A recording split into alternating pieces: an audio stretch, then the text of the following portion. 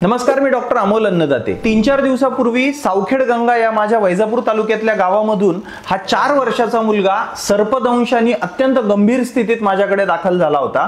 Russell's viper हा अत्यंत विषारी साप, ज्याच्यामुळे चावल्या 1-1.5 तासामध्ये ज्याच्यामुळे मृत्यू होतो असा साप सर्पदंश त्याला झाला होता। पण नातेवाईकांनी 25व्या मिनिटाला त्याला हॉस्पिटलमध्ये आणलं आणि 30व्या मिनिटाला त्याला उपचार सुरू झाले। जे उपचार सगळ्यात महत्त्वाचे असतात अँटी स्नेक व्हेनम जे औषध असतं।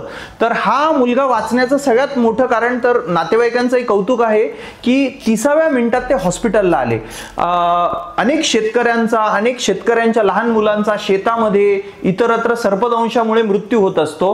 हे टाळण्यासाठी सगळ्यात महत्त्वाची गोष्ट असते की पहिल्या 1 तासामध्ये त्या रुग्णाला अँटी स्नेक व्हेनम हे औषध मिळायला हवं आणि त्याला तुम्ही तातडीने हॉस्पिटलमध्ये घेऊन जायला हवं। आणि मी तर असं म्हणेल की तुमच्या ग्रामपंचायत कार्यालयामध्ये तुम्ही ग्रामपंचायत किंवा सगळं गाव मिळून लोकवर्गणीतून एक 20 व्हायल्स तुम्ही ASVच्या तुमच्या कार्यालयामध्ये ठेवा आणि कोणालाही सर्पदंश झाला तर त्या 20 व्हायल्स घेऊनच तुम्ही डॉक्टरकडे जाऊ शकता। काही रुग्णालयांमध्ये अवेलेबल नसतात आणि पहिल्या तासामध्ये जर हे ASV औषध मिळालं आणि महत्त्वाचं अजून एक होतं की हे साप घेऊन आले होते, त्याच्यामुळे तो सापही आम्हाला ओळखता आला। तर हे औषध प्रत्येक सर्पदंशाच्या रुग्णाला मिळणं महत्त्वाचं आहे।